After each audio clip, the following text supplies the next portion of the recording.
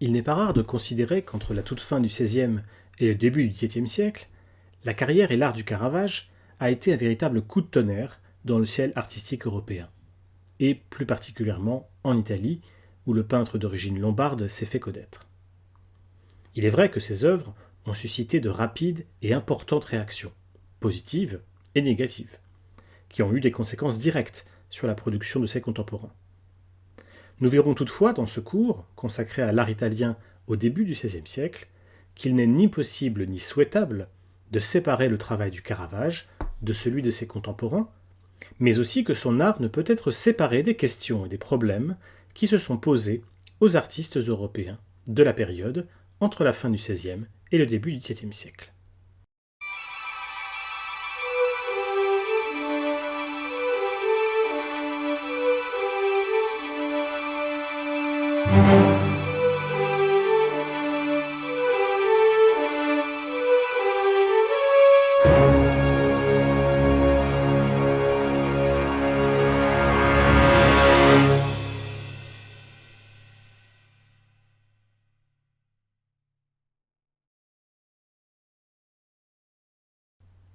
Pour comprendre le contexte artistique au sein duquel le Caravage a été plongé, à Rome, durant les premières années du XVIIe siècle, mais aussi la manière dont ce peintre y a contribué, il convient d'abord de rappeler d'où il vient, en commençant par souligner que Michelangelo Merisi, c'est son nom, vient d'un milieu social aisé. Son père, Fermo Merisi, est majordome et architecte de Francesco Sforza, qui lui-même est marquis de Caravaggio, une petite ville près de Venise, dont est originaire la famille des Merisi, qui emprunte donc régulièrement leur nom à ce lieu. Notre peintre se fait donc appeler Michelangelo Merisi di Caravaggio, dit Il Caravaggio, le Caravage en français. Après la mort de Francesco Sforza, sa veuve, Costanza Colonna, devient ainsi la protectrice du père du Caravage, l'aidant à pénétrer les réseaux de certaines familles princières, comme les Borromée à Milan ou les Doria à Gênes. Cette extraction sociale et familiale permet probablement au Caravage de bénéficier d'une bonne éducation, essentiellement à Milan, où il fréquente l'atelier du peintre bergamasque Simone Peterzano, qui a été lui-même l'élève de Titien. Auprès de lui, le jeune Caravage apprend non seulement l'usage du clair-obscur, souvent utilisé dans certaines compositions de Titien, mais aussi étudie certaines œuvres ou certains modèles des artistes flamands, comme les scènes de marché de Pieter Artsen ou Joachim Beuckelaar, qui sont largement diffusées dans le nord de l'Italie à travers les œuvres de Vincenzo Campi. Ce double intérêt pour une lumière volontairement artificielle et aux potentialités expressives importantes, mais aussi pour une étude fidèle et minutieuse de la nature, débarrassée des oripeaux idéalistes ou artificiels de la bella manière, constitue un élément central de l'esthétique du Caravage que l'on retrouve dans les premières œuvres qui peuvent lui être attribuées quand il décide de s'installer à Rome au début des années 1590. Le Caravage est d'abord hébergé par un prêtre, un certain Pandolfo Pucci, pour lequel il réalise des copies de peintures religieuses. Le peintre finit toutefois par quitter rapidement Pucci, se plaignant de son travail, mais aussi de la nourriture qui lui est fournie, surnommant son maître Monsignor Insalata, Monseigneur Salade. Le Caravage travaille ensuite pour le peintre Lorenzo Siciliano, auprès duquel il réalise des têtes d'expression destinées au marché de l'art ouvert. Enfin, vers 1593, le Caravage entre dans l'atelier de Giuseppe Cesari, dit le Cavalier d'Arpin, un des peintres décorateurs romains les plus appréciés de l'époque. Pendant les 8 mois de son séjour, il peint notamment des tableaux de fleurs et de fruits, probablement vendus sous le nom de son maître. De cette époque date possiblement ce Bacchus, dans lequel le Caravage capitalise sur les acquis de sa culture visuelle issue du nord de l'Italie et des maîtres flamands. Le fond gris-vert renvoie aux tableaux de Moretto da Brescia, Giovanni Battista Moroni ou de Simone Peterzano. C'est d'ailleurs à ce dernier que le Caravage emprunte l'attitude de sa figure, qui présente l'originalité de ne pas représenter le dieu sur un modèle antique ou idéalisé, mais comme s'il s'agissait d'un contemporain du Caravage. Sans doute, ce corps bien en chair est-il peut-être aussi dérivé d'une étude sur le vif, d'une académie. Certains historiens de l'art ont d'ailleurs aperçu à la surface de la carafe une petite tête, qui pourrait être celle du peintre lui-même dans son atelier. Ce reflet apparaît ainsi comme l'emblème d'un art qui, pour le peintre, doit se présenter comme un miroir de la nature. Miroir fidèle, dans la mesure où, pour le Caravage, la peinture a pour fonction première d'imiter la nature dans ses moindres détails, et en se rapprochant le plus possible de la représentation du monde ordinaire, quotidien, des spectateurs, à l'image des fruits qui garnissent le premier plan, et qui renvoient au modèle de Vincenzo Campi, mais aussi miroir déformant, car les tableaux du Caravage sont toujours savamment composés, et ne peuvent être donc considérés comme réalistes. Je vous renvoie à ce sujet à l'excursus consacré à cette notion de réalisme. Par la suite, le Caravage travaille pour un autre homme d'église originaire d'Ombrie, Fantino Petrigani, et surtout pour le cardinal Francesco Maria del Monte à partir de 1595 et jusqu'en 1600. Del Monte est l'ambassadeur romain de Ferdinand Ier de Médicis, le grand-duc de Toscane, un ami de Galilée également, et qui ouvre de nombreuses portes aux jeunes peintres lombards. Auprès du cardinal, le Caravage poursuit sa réflexion sur l'imitation de la nature, sans doute sur des modèles nordiques, en représentant notamment ces joueurs de cartes, dits les tricheurs, peints vers 1595. Le Caravage y utilise un sujet fort courant de la peinture et de la gravure néerlandaise, où il mêle une attention minutieuse aux moindres détails des matières et des corps, à une grande sophistication, presque artificielle, dans le choix des costumes et de leurs teintes chatoyantes, dans la disposition des attitudes, fondée sur un grand dynamisme expressif qui montre l'assimilation tout de même d'un certain nombre de modèles de la Bella Maniera, sans doute par l'entremise du cavalier d'Arpin. Et surtout, un goût marqué pour les contrastes entre les masses sombres et les masses claires, qui permettent de construire très efficacement et très simplement l'échelonnement des plans du premier plan au fond. Des choix similaires sont faits par le Caravage dans sa célèbre Diseuse de Bonaventure, peinte entre 1596 et 1597, dont les différentes variantes conservées montrent la popularité en son temps et après la mort du Caravage. Ce qu'en dit Giovanni Pietro Bellori en 1672 indique bien la nouveauté de la démarche du Caravage, même si ces commentaires de Bellori, qui est toujours très critique à l'égard du Caravage et qui écrit son livre un demi-siècle après la mort du peintre, ne doivent pas être considérés loin de là comme un reflet de l'ensemble des opinions au début du XVIIe siècle. Le Caravage s'employa donc à peindre selon son propre génie, n'accordant aucune importance et méprisant même les marbres exceptionnels des anciens et les peintures si célèbres de Raphaël. Il se proposa de n'avoir que la nature pour objet de son pinceau.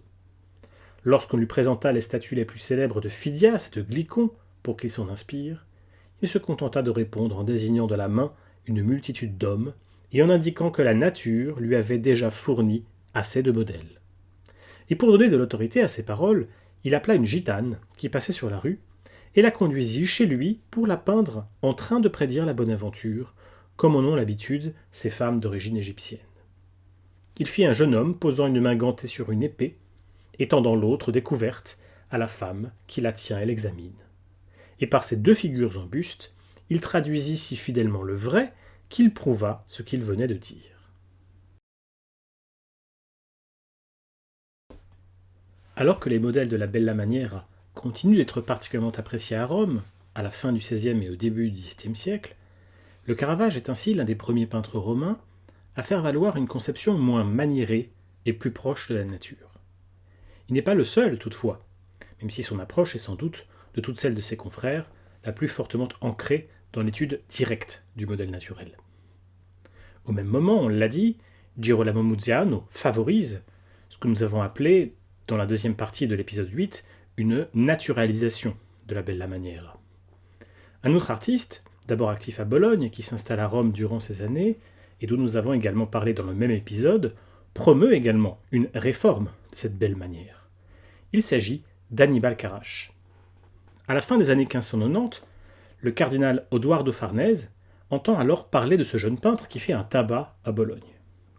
On lui explique qu'il est à tête d'une nouvelle génération d'artistes et on lui loue notamment ses qualités d'inventeur et de compositeur, sa culture visuelle, mais aussi sa capacité extraordinaire à changer de manière en fonction des demandes de ses commanditaires ou des sujets auxquels il est confronté.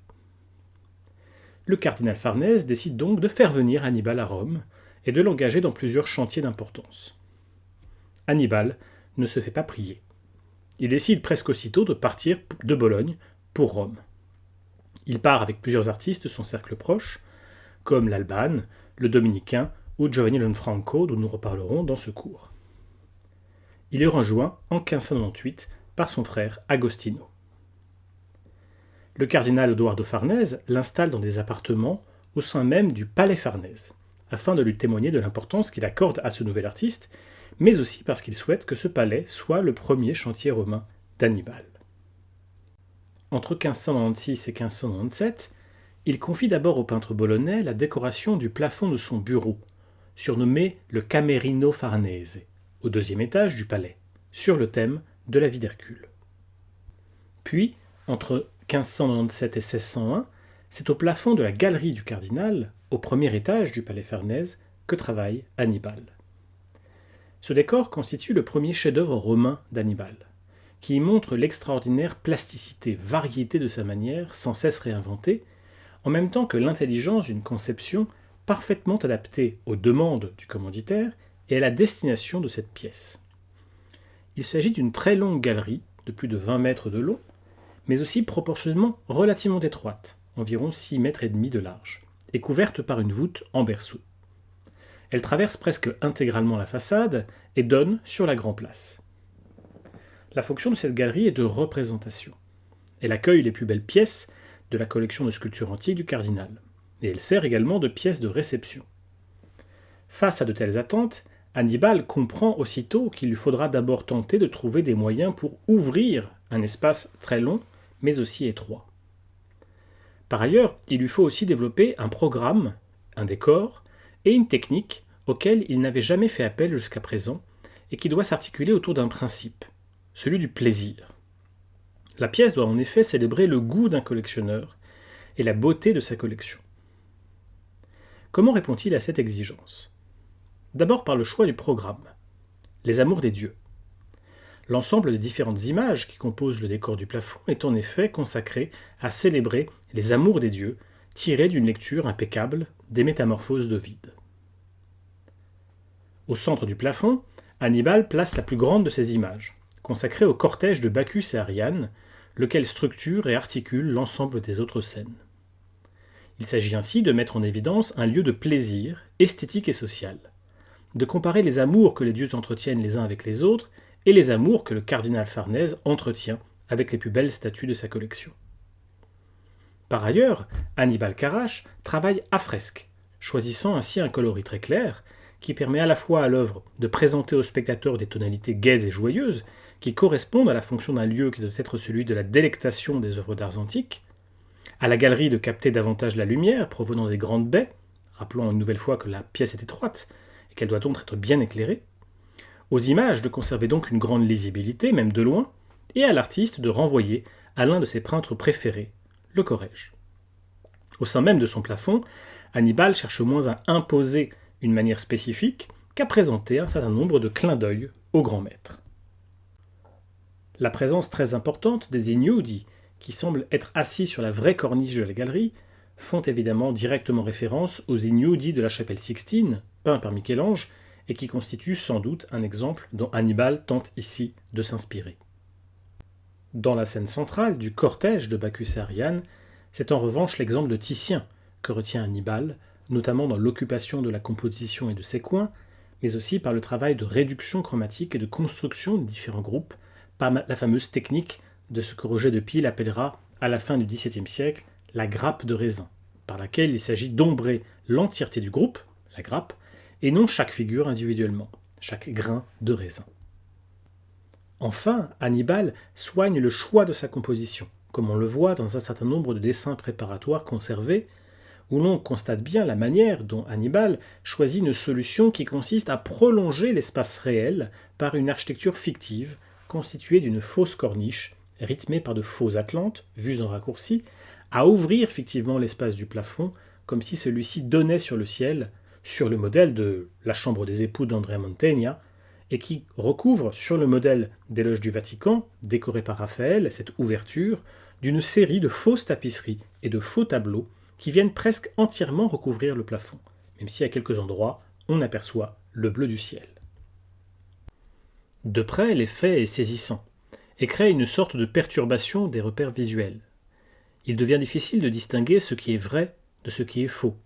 Entre la vraie corniche dorée de la galerie, le faux mur de marbre blanc, dialoguant avec les marbres véritables des statues antiques réelles, devant lequel trônent de vrais faux ignudi et qui semblent protégés de faux médaillons de bronze, ainsi que de faux tableaux encadrés, ce que l'on appellera en italien des quadri riportati, où pourtant les figures semblent de la même chair que les Atlantes assis sur la vraie corniche. Le décor d'Hannibal joue ainsi tout à la fois sur l'extraordinaire variété des objets, des sujets et des scènes représentées, et sur l'illusionnisme d'un décor qui tente de se présenter comme un non-décor. Son objectif est de fabriquer une fausse collection d'œuvres d'art s'ajoutant à celle réelle des sculptures antiques, de célébrer ainsi le goût du collectionneur, Odoardo Farnese, de mettre en scène la puissance de convocation quasi magique de l'art, qui au sein d'une réalité parvient à créer l'illusion que nous ne sommes plus dans un palais romain mais dans un autre monde, de mettre en place un espace d'une richesse suffisante pour qu'au fil des années, il n'ennuie pas les spectateurs et surtout le propriétaire des lieux, et de mettre en exergue l'incroyable talent d'un peintre capable en un seul espace de résumer et de faire la synthèse de tous les grands artistes et de toutes les grandes manières, le Corrège, Mantegna, Michel-Ange, Raphaël, Titien. La galerie Farnèse, qui est dévoilée en mai 1601, constitue ainsi un véritable tour de force, où Hannibal parvient à faire l'impossible, en associant des artistes qui à Rome étaient parfois considérés comme incompatibles, Titien et Michel-Ange, où Hannibal produit une œuvre dont la véritable nouveauté est qu'elle est faite moins pour la tête que pour les yeux. Plus tard, le savant Giovanni Pietro Bellori, que j'ai cité tout à l'heure, a voulu voir dans le décor de la galerie Farnèse l'allégorie du combat entre l'amour profane et l'amour sacré. Mais il s'agit d'abord et avant tout de l'allégorie réelle d'un peintre et d'un mécène célébrant en même temps la force et la puissance irrésistible de la peinture. Au début du XVIIe siècle, le Caravage et Hannibal Carrach partagent donc plus de choses qu'on pourrait le supposer au premier regard, parmi les artistes de la jeune génération. Rappelons qu'en 1600, le Caravage a 29 ans et Hannibal Carrach 40 ans. Tous deux privilégient une peinture proche de la nature et des modèles du nord de l'Italie, même si tous les deux s'intéressent aussi aux modèles de la Bella Maniera, qui sont toujours appréciés à Rome. Leur rapport à la nature est toutefois différent. Puissamment expressif, marqué par un usage dramatique de la lumière artificielle chez le Caravage, plus doux et charmant chez Hannibal, qui dans ses premières œuvres romaines favorise plutôt une manière fondue et harmonieuse. Très rapidement, toutefois, les deux peintres s'intéressent l'un à l'autre, y étant notamment encouragés par la commande de tableaux destinés à un même lieu. La chapelle Cerasi, dans l'église augustinienne de Santa Maria del Popolo. Cette chapelle tire son nom de Tiberio Cerasi, son commanditaire, qui contacte le Caravage Hannibal Carrach pour réaliser le décor de sa chapelle centré autour des figures de Saint Pierre et Saint Paul. Le Caravage reçoit la commande de 2 tableaux latéraux. À gauche, la crucifixion de Saint Pierre, et à droite, la conversion de Saül, futur Saint Paul. Hannibal reçoit la commande du maître-autel, une Assomption de la Vierge, où Saint Pierre et Saint Paul figurent au premier plan, dans les coins inférieurs de la composition. Les deux peintres travaillent durant la même période et savent probablement quelles sont les options artistiques de l'un et de l'autre. Mais c'est Hannibal qui semble livrer son tableau en premier. Il profite de l'accrochage relativement bas de son retable pour créer l'impression que la Vierge sort de la tombe et de l'autel. Il fait également appel à une composition fort dense, ce qui est possible grâce à une palette très diversifiée, très variée, qui n'empêche pas la lisibilité grâce à un coloris assez homogène. Son objet toutefois est d'aller vers une forme de simplicité. Alors que Titien pouvait, dans son immense Assomption des Frari à Venise, détailler les différents apôtres et jouer de l'alternance des pleins et des vides, Hannibal, dans un retable beaucoup plus petit, se concentre, dans le cadre d'une composition frontale, sur les 3 figures principales de la Vierge, de Saint Pierre et de Saint Paul, ces 2 derniers servant en quelque sorte de lien ou de cheville entre le tableau d'Hannibal et ceux du Caravage. Sachant que son concurrent fera valoir une imitation très fidèle de la nature et des corps, mais aussi un coloris sombre, presque éteint, Hannibal cherche toutefois à se distinguer de lui, en faisant valoir des teintes éclatantes et une certaine idéalisation des figures, dont le modèle est moins Titien que Raphaël. Ces choix d'Annibal Carràche facilitent finalement le travail du Caravage, qui peut donc aller le plus loin possible dans les options plastiques qu'il développe alors, et en plaçant ses œuvres en contraste avec l'Assomption de la Vierge. Tandis que la Vierge d'Annibal s'élève vers le haut, les deux principaux personnages peints par le Caravage sont renversés et ancrés vers le sol, comme s'il s'agissait pour l'artiste de souligner un différent esthétique. Tandis que l'art du Carràche, comme la Vierge, regarde vers le ciel, l'art du Caravage regarde vers la terre et le sol, c'est-à-dire la réalité et la vérité des choses en ce bas monde. Si le système chromatique choisi par le Caravage, qui donne le sentiment que les deux scènes sont éclairées par une seule source de lumière artificielle, semblable à une lanterne, crée précisément l'impression d'une artificialité, et si les gestes outrés et les raccourcis violents des figures renforcent une dramatisation assez proche de celle que l'on retrouve chez les peintres de la Bella Manière, le Caravage compense ces aspects en portant un regard presque prosaïque sur les corps, qui sont représentés directement au premier plan, sans figure repoussoire, comme s'ils étaient comme posés sur le rebord inférieur du cadre, et qui présentent d'ailleurs certaines parties moins nobles de leur corps, comme les pieds sales d'un des bourreaux de Saint-Pierre ou l'arrière-train du cheval. Pour le Caravage, l'enjeu est de donner le sentiment que les fidèles assistent à une scène qui n'a pas été faite pour eux et qu'ils surprennent en simples témoins. Cette opposition, toutefois, ne signifie pas que pour le Caravage il faille renoncer au principe de convenance, qui doit guider son travail et le conduire à harmoniser ses œuvres avec celles d'Annibal. Ainsi, Saint-Pierre semble regarder inquiet le tableau d'Annibal Carràche et la Vierge, tandis que son Saint Paul esquisse un geste très proche de celui de la Vierge peinte par Annibal. La chapelle Cerasi marque ainsi l'acte de naissance d'un clivage esthétique très profond, qui marquera les premières années de l'art romain du XVIIe siècle entre deux conceptions artistiques assez distinctes. D'une part, une conception fondée sur une valorisation du vraisemblable, c'est-à-dire de ce qui pourrait ou devrait être. Prenant appui sur le modèle naturel, cette conception idéalisante valorise de plus en plus des valeurs de clarté formelle, fondées sur la simplification et l'idéalisation des formes, ainsi que sur l'économisation de ces mêmes formes. D'autre part, une conception fondée sur la valorisation du vrai, c'est-à-dire non pas ce qui pourrait ou devrait être, mais ce qui est, véritablement, concrètement et réellement. Il s'agit ici de faire d'abord prévaloir le modèle naturel, le moins idéalisé possible, dans des compositions certes artificielles, mais où il s'agit de créer les effets visuels et expressifs les plus forts. Incontestablement, la position déjà dominante d'Annibal Carràche à Rome, au moment où il peint l'Assomption de la Vierge, lui permet de recevoir les suffrages enthousiastes de ses contemporains, tandis que l'art du Caravage, plus jeune, moins installé, mais aussi plus en décalage avec celui de ses contemporains, suscite plus d'interrogations. Certains de ces tableaux sont fortement critiqués, mais par des spectateurs et des connaisseurs dont le goût est plus proche de celui d'Annibal et qui pointent dans l'œuvre du Caravage ce qui précisément plaît à ses propres soutiens ou turiféraires.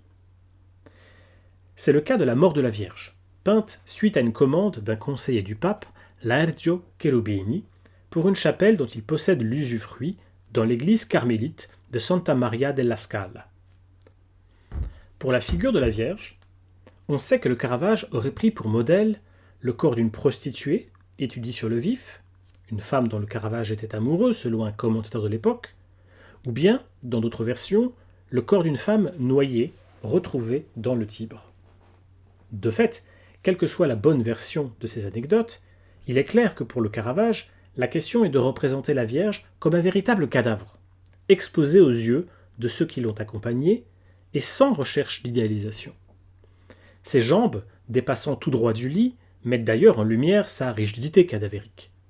De même, malgré le jet de drapé rouge qui permet de lui donner une ampleur et une présence forte, le lit ressemble davantage à une simple couche qu'aux draps dans lesquels les figures de la Vierge sont habituellement enveloppées dans les dormitions.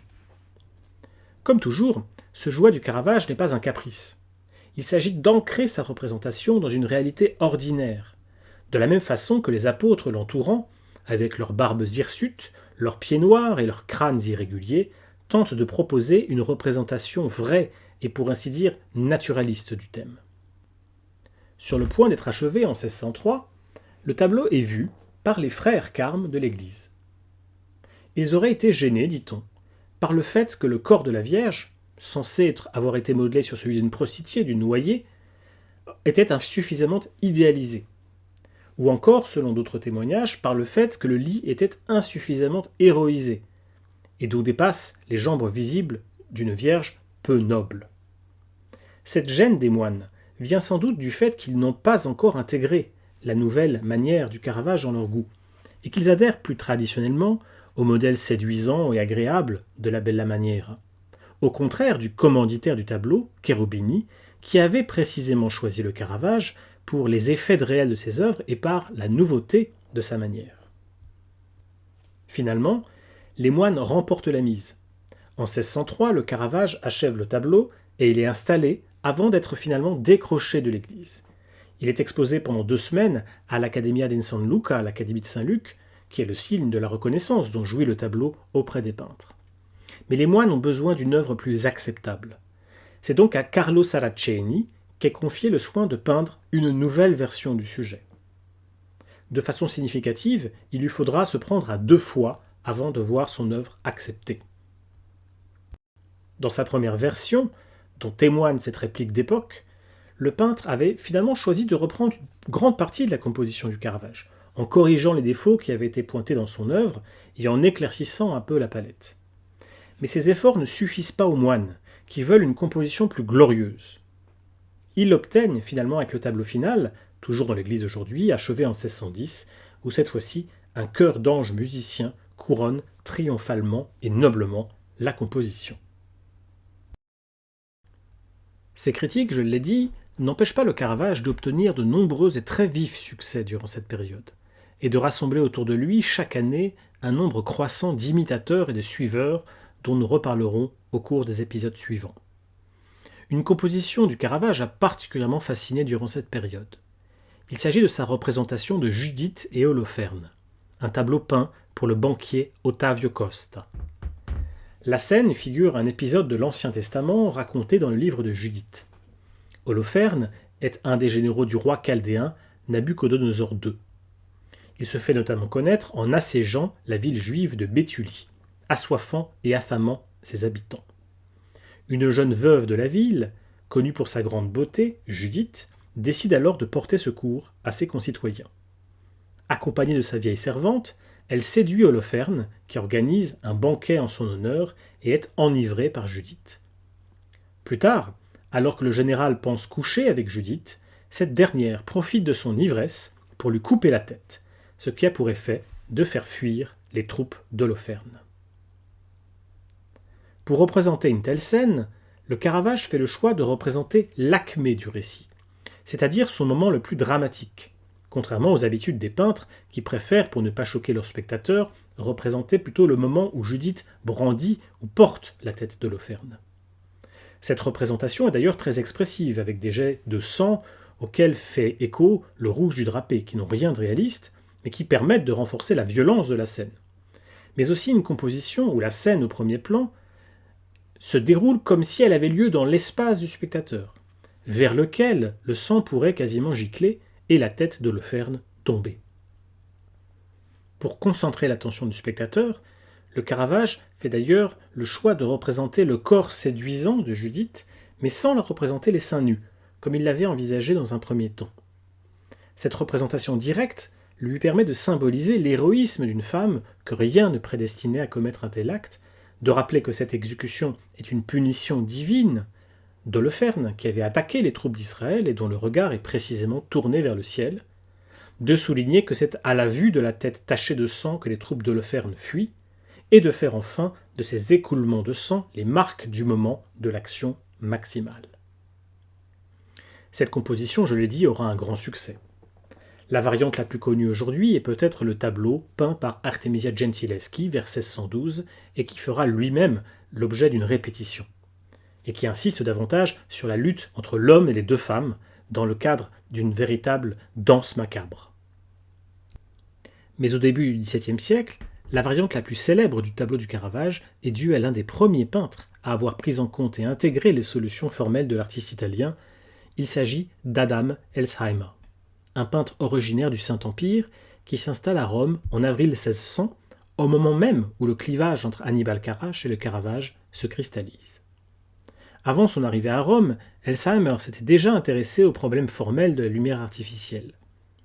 Naturellement, et très tôt, il prend ainsi le parti du peintre lombard et obtient ainsi un succès considérable en adaptant les solutions plastiques du Caravage dans de plus petits formats qui sont alors appréciés par les soutiens même du maître italien, comme la famille Barberini ou la famille Del Monte. Dans cette Judith et Holoferne, par ailleurs, Elsheimer innove, non seulement en corrigeant pour ainsi dire la dureté de la scène par un décor plus riche et chatoyant, où figure notamment une frise à l'antique, destinée à rappeler dans quel cadre historique et géographique se place la scène, mais aussi en éclairant la scène d'une bougie, un éclairage auquel le Caravage n'a presque jamais recours, contrairement aux imitateurs d'Elsheimer, et qui permet tout à la fois de justifier le clair-obscur de l'image et d'exprimer la scène nocturne. Le Caravage n'est donc pas le peintre maudit ou révolutionnaire qui a parfois été décrit par les historiens de l'art, même si ses mauvaises manières, sa rudesse, voire sa brutalité sont attestées par les documents anciens. Il est emprisonné à plusieurs reprises pour violence et doit fuir Rome en 1606 après avoir tué Racciuno Tommasoni lors d'une rixe de rue. Ceci étant dit, ce drame n'empêche nullement le peintre de continuer à remporter de vifs succès, d'abord dans le Latium, puis à Naples, en Sicile et à Malte, et de susciter ses premiers imitateurs, sur lesquels nous nous attarderons lors du prochain épisode.